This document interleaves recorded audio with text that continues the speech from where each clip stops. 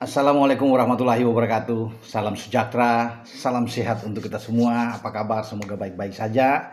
Dengan saya Bung Ropan dan kita bicara sekarang bergeser ke IPL. Liverpool atau The Reds semakin dekat untuk menjadi juara di IPL pada musim ini.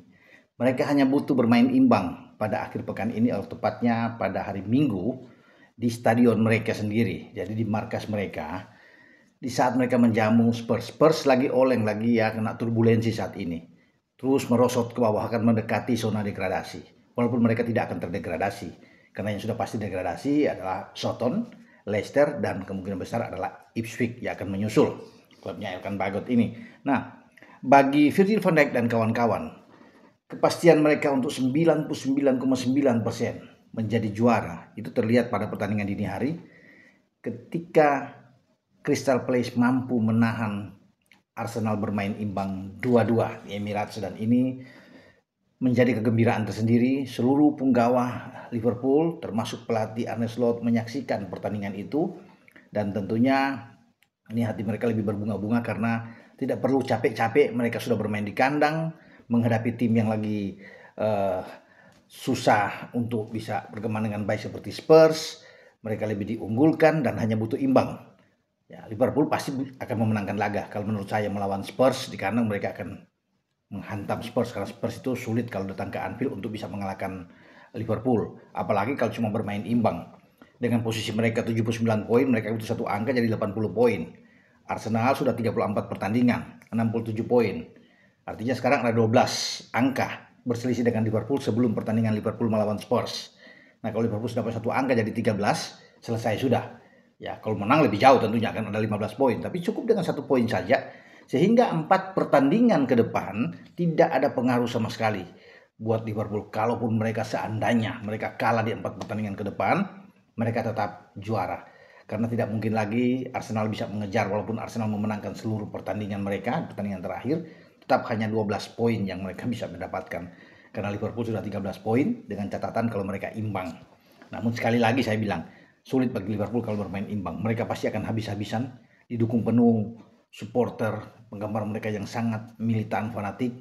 Mereka ingin mendapatkan hasil yang betul-betul sempurna. Juara dengan hasil kemenangan. Ya, untuk mereka ya 3 poin yang mereka incar, meskipun hasil imbang sudah cukup ya buat mereka. Nah, ada satu pertandingan selain pertandingan antara Arsenal dan Crystal Palace yang berakhir 2-2, sebelumnya Manchester City mencetak kemenangan 2-1 atas Aston Villa, membuat City sekarang ada di posisi ketiga. 61 poin, tapi belum aman bagi City. Karena yang ada di bawah-bawah itu untuk meraih di zona Champions ini, kalau Liverpool dan Arsenal kan sudah aman untuk ke zona ke Champions League. Nah, di posisi 3 dan 4 itu rame karena selisihnya 1-1 poin semua. Di bawah City ada Nottingham Forest ya dengan 59 poin ya. Ini akan rame tentunya. 61 Nottingham Forest, 60 Newcastle 59. Ada lagi di bawahnya peringkat 6 dan 7 adalah Chelsea dan Aston Villa, 57 poin masing-masing. Jadi di 4 pertandingan ke depan itu sangat rame untuk mereka bertarung untuk bisa meraih posisi ketiga dan posisi keempat, karena ada 4 jatah bagi Liverpool bagi Inggris untuk bisa langsung lolos. Nah, itu yang kita akan tunggu nantinya, siapa yang akan menyusul Liverpool dan Arsenal. Arsenal tidak bisa memenangkan pertandingan di kandang, walaupun Jacob Kiwior bisa mencetak gol lebih dulu ya, tapi mereka sulit. Ada Eberechi Eze yang menyamakan kedudukan, Leandro Trossard membuat lagi The Gunners ini unggul lagi dengan 2-1, tapi akhirnya ada gol yang dibuat oleh Jean-Philippe Mateta. Gol cantik, memanfaatkan tentunya blunder, kesalahan yang dibuat oleh Saliba di belakang, direbut oleh Mateta, dan Mateta bisa melihat posisi dari David Raya, penjaga gawang dari Arsenal itu sudah bergerak agak ke kiri, dan dia mencip bola masuk dengan tembakan dari luar kotak penalti yang indah. Dua-dua ini cukup bagi Liverpool, semua pasti tersenyum ketika mereka sudah menyaksikan, menonton nobar ini sama-sama. Dengan hasil ini pasti mereka tidur nyenyak, karena mereka hanya butuh dengan hasil imbang yang saya bilang tadi ya di sebelumnya.